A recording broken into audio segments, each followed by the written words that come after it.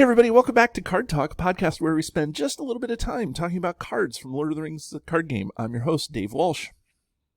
And I'm Ted Bannock, and I love talking about Dave. Oh yeah, Ted? You like talking Yeah. about Dave?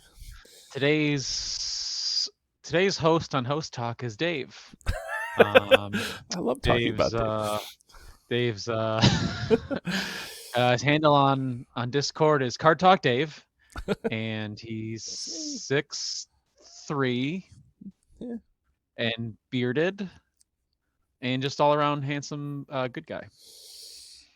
I see that you changed handsome to good at the last minute there in your script, so you got to be careful with that. So Ted, thank you so much for all those kind words. I don't like talking about you as much, but that's okay. We'll get to that. We'll get to that next episode. One host per episode, right?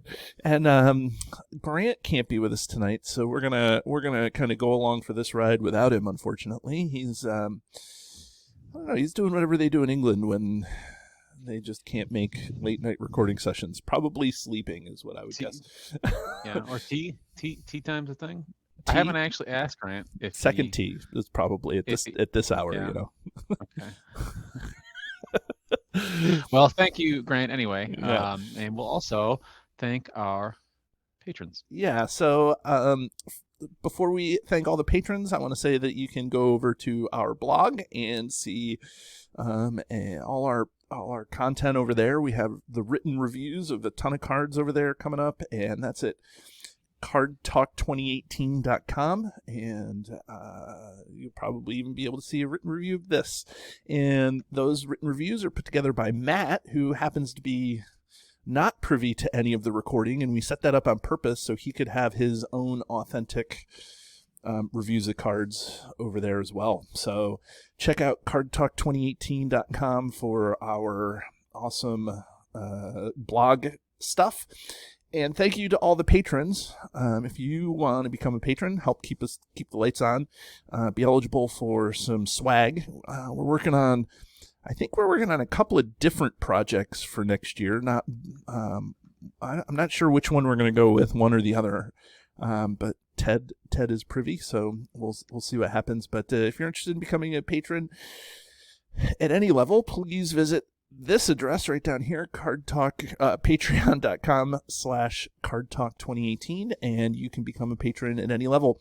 And I would love to thank all our patrons right now. And let's see if I can read down the list. We have Thardir, whose real name is Kellen, so Thardir, sorry to blow up your spot if you didn't want everybody to know your real name, but there it is. And then we have Stephen, Mark, Jason, Ryan, Manuel, Grant, Katie, Rachel, Tony, Valentin, Eric, Dern's father, Moritz, Anders, Shane, Micah, Chris, Reagan, Rob, Brandon, Scott, Joe, Peter, Niall, Carl, Vardane, James, Joshua, Matt, Russ, Justin,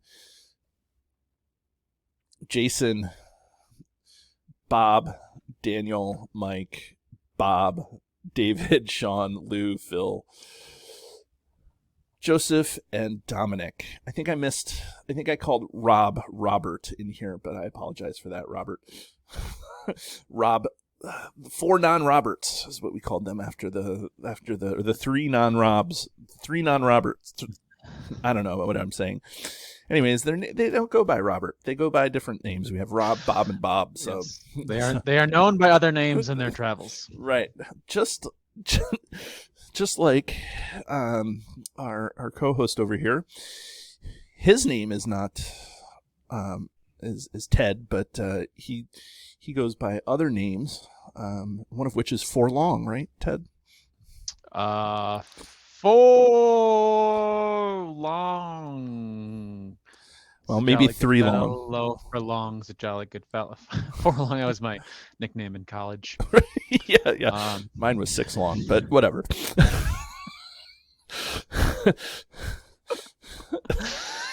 All the riveting card talk here on Card Talk. Yeah, today's card that we're going to dive into is Forlong. He came out in the Drudan Forest expansion He's a leadership ally. He has a cost of 3. He's got 1 willpower, 1 attack, 1 defense, 3 hit points. He's got the outlands trait. And his text reads, "Will you control outlands allies that belong to 4 different spheres, ready Forlong at the beginning of each phase?" Pow. Bam. And so, yeah, I mean, I guess the inspiration for this card is I've been setting up the blog, and as I've been setting up the blog, we're going through and we're adding images to all the different adventure packs, and that's taken a lot of time. But one of the things that we're also doing is including links to all the old shows that we've done. And this was the first adventure pack, the Druidon Forest, where we didn't have a card done from this. So we decided to pick a card from here and do it, and Forlong was the jolly good fellow we picked because we hadn't done any cards from the Druidon Forest. So, I mean, I can start this off if you don't mind, Ted. Yeah, take it away, David. Yeah, what I would say is that I think that Forlong is good in an Outlands deck. Obviously, that's where he's slotting in. But I also think that he doesn't go into very much anything else. 3 costs to get 1/1/1 stats is probably not good. And if you're not playing an Outlands deck, you're not going to be able to use his ability.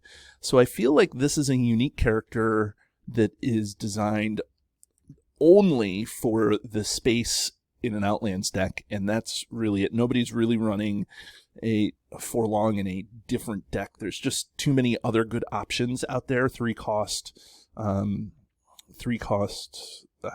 leadership allies to run in a deck when especially with 1/1/1 stats, because all of those stats will get boosted in an Outlands deck. So it's just, I feel like this card is stuck in the Outlands deck. Now, I will add that, with the addition of the Messenger of the King, at least his role can be, I don't know, changed or updated or upgraded. I'm not sure exactly how you want to say that, but, I mean, he's ready for a definite, upgrade with Messenger of the King in that Outlands deck. But that's about the best I got for Forlong. Ted, what's your take? Yeah, Messenger of the King is probably the most recent update he got from our most recent packs, I suppose, where he got a change to some Outlands. I'm actually pretty excited. I'm in the works of putting together, as you mentioned, with an MOTK Forlong deck. Because you can potentially have a deck with 3 Outlands heroes if you use Prince Imrahil and Heirloin and Forlong with MOTK. Right. And I'm curious to see how Imrahil, you have to do a little shenanigans, right? You need the Prince of Dol Amroth attachment. Yes, yeah. His neutral attachment would give either version of Prince Imrahil the Outlands trait. Right. So I think that could be kind of fun. But yeah, Forlong he's a strong card. He fits into Outlands, like you said, and it's not really much to go outside of that. But I guess just it makes me feel good. Makes me feel good that you said that, because sometimes I say that he doesn't fit anywhere else, and you're like, well, that's not quite the case, Dave. I think that if there is a case for him to go into like a Treebeard deck, I'm like, whoa. I mean, he's a unique ally, so he could be used for a Fellowship contract deck, but there's so many better choices. That's what I guess that's what I was saying, right? Like, it's just for 3 cost. Like, there's other applications, but nothing that's strong. Right.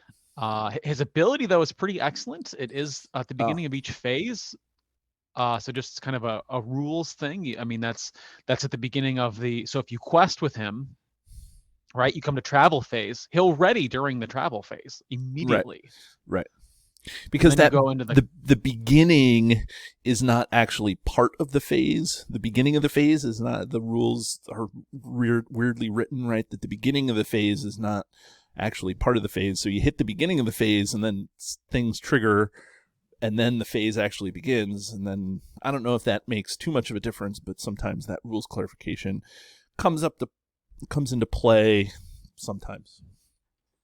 Yeah, with some usually when you're interacting with other scenario mechanics. But it's a powerful effect. Because so for example, he'll ready during the quest phase, he'll ready during the engagement phase, and let's say there's many enemies in the game that have an effect. Some of the Harad enemies come to mind. There's a Harad soldier or something that says when he engages you, you have to enemies might attack you the minute they engage you through some type of forced effect. Right. I know one of the rods is you have to pay progress or you get attacked. So he could defend that attack in the engagement phase. The Corsairs they do that a lot.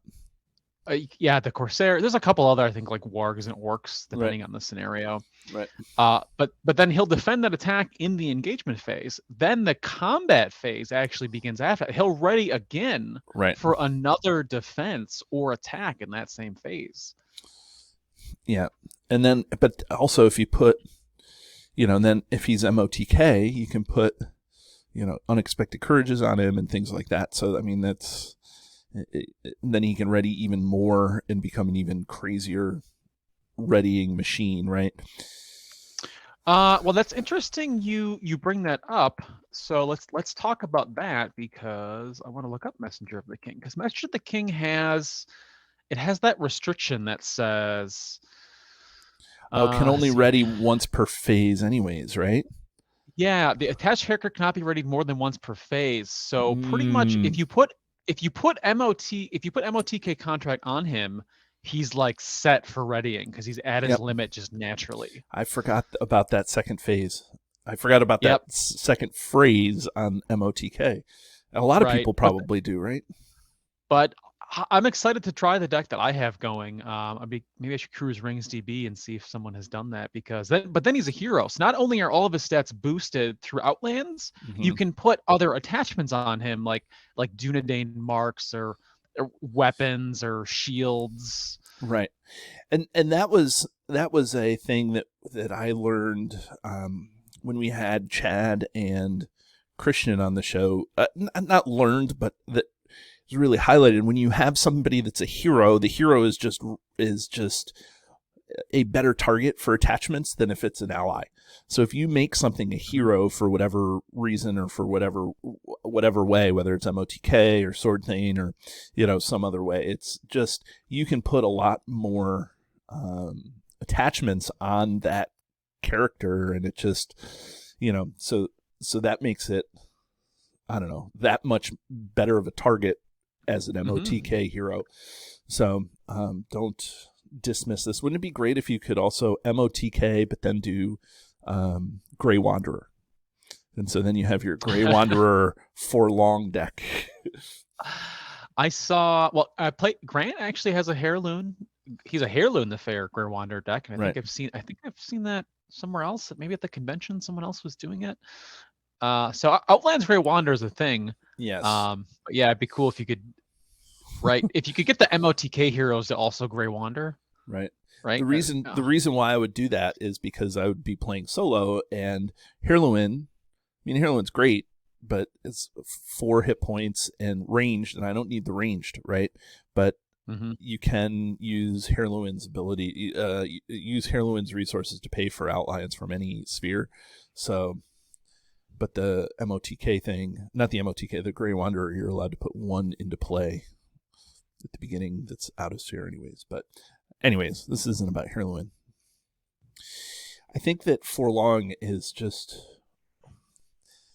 a really easy choice to make an MOTK hero. And I don't see much usage outside of an Outlands deck. I just really don't. You can bring him back with Men of the West, even if as a hero, if he gets killed, Men of the West, right? I think that's the attachment or the event that brings back Outlands. Yes. Yeah, you get to returns however much you pay for it. Men of the West, you get to put that many Outlands allies back at your hand. If you pay 4 resources, you get 4 allies back. Right. And so, there's not really much more to say about Forlong unless you know something about his lore. He's obviously a You know what? named I character in don't, and that's the. where Grant, yeah, would be helping us out. His flavor text is "Forlong," men shouted. True heart, true friends. We can talk a little bit about his artwork, I guess, before we wrap up his Yeah, card. I think I was trying to identify the artist here, but I can't read that tiny. Emil Denis. I don't know. Yeah, I'm probably Americanizing the name, but it may be Emily Denis or Emil Denis. yeah, I can't tell. I can't tell where he's at because his background is very. It's like Just a this. neutered background. There's not really much there that's going on. Right, but and I don't know his description from the. I can't remember his description like from the book. If there's more to his character, I remember nothing about that. Mm-hmm. So I don't know if it matches, but I do. I mean, he looks like a badass dude. I know he looks he looks like one of the meanest dudes you would have on your team. Like he's the guy Yeah. that you just look at and you're like, okay, he's the one you don't want to mess with. He's on the horse. I'm wondering if this may have been some sort of art for a Rohan character, and they were like, "Oh, let's put it in as Forlong, as this Outlands character." But he just looks like a grizzled old veteran coming to save the day, right? Yeah, so he looks like he's gonna kick some butt, and whether you have him as an ally in your Outlands deck or you choose to use him for Messenger of the King, he generally pulls his weight when you put him on the board. Like every time in all the games. Mm-hmm. Even if you get 1 or 2 Outlands out, you boost his defense to 2. He's 2 defense, 3 hit points. Yeah, he's good for some defenses almost right away. Yeah, I mean a lot of those. I guess the biggest weakness of Outlands is at the beginning of the game, and they don't have any hit points, and they can't absorb any damage and stuff like that. So like they just not a lot of places to put archery damage or direct damage from the encounter deck or whatever. And this would help. This helps that. Absolutely. But it's still just an Outlands card, right? It's not going into. I mean, like you said, it could maybe go into a fellowship contract, but I still don't think it's probably going to. So I think, like we both said, there's just a lot of better choices out there for that. Yep. Yeah. Agreed. Yeah. So if you've run Outlands, give them a try. If you want a fresh take, try them as MOTK. I know that's what I'll be doing. And then your choice of attachments is really up to you. So I don't know. I suppose we'll just give him a ring. Yeah. So right? I think we ring this guy. So if anybody doesn't know, or maybe new to the show, or maybe you just have forgotten, or my fear is that you've never gotten this far into an episode, but.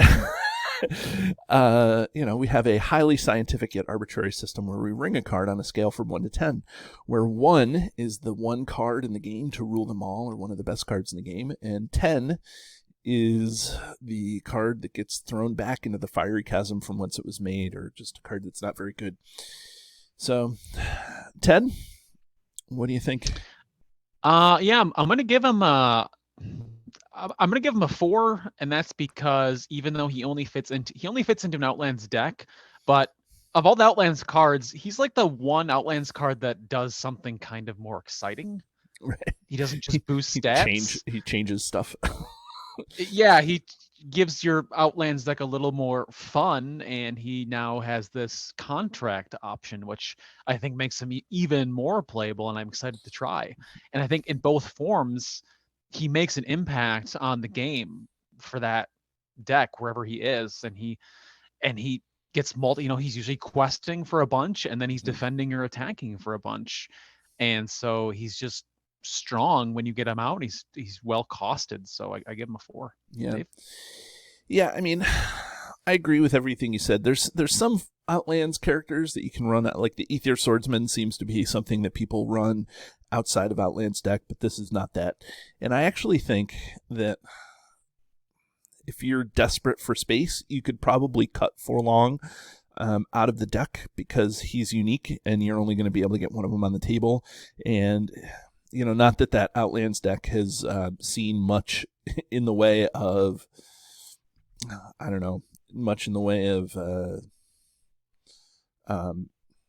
adding to it.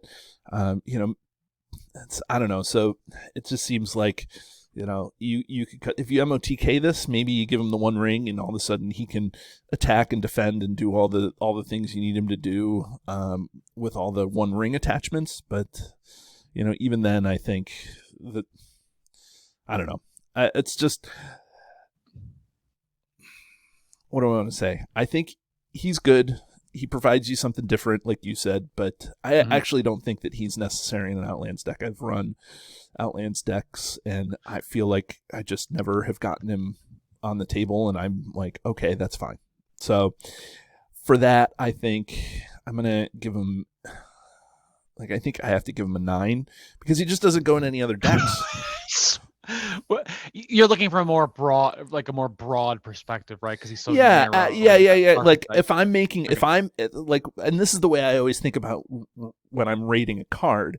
I think about, I'm flipping through my binders of my cards, and I'm like, oh, which card am I going to put in my deck? Or which card am I going to build around? Which card am I, and Forlong just doesn't, I don't pull him out to put it. Yeah, he just doesn't do, he's fine. He's great in just that one deck. If I can take those Sylvan, the Tree People, right? The Tree People is a phenomenal card, but it works in exactly one deck because it's a Sylvan. I guess there's several versions of a Sylvan deck, but you understand what I'm saying. It's like, so how can you flip through your thing and you're like, oh, Forlong, I bet you that, my Forlong deck will look almost as good as your Forlong deck. It's just, it's going to be the same thing. So that's why. So as a general deck builder, you go and get Forlong and you go and you put him in the thing and then he's in your deck. You don't go and get inspired to do anything with Forlong. It's just not anything that you're going to do with it. But he does belong in the card pool. I will give you that. Yeah, I think he really gives that Outlands deck a little bit of extra edge that they kind of need. And I tend to run 2 if I'm going to put him in for an ally, because I think 3 is too many, but I do want to see him because his ability is strong, so I tend to run him at 2, like I do for a lot of uniques. Yeah, I always feel like he's win more too.